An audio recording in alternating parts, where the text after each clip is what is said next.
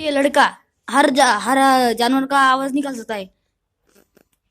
मिट्टू का आवाज निकालो।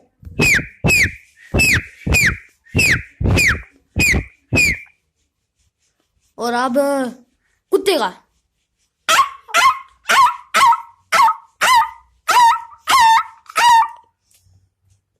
बिल्ली का।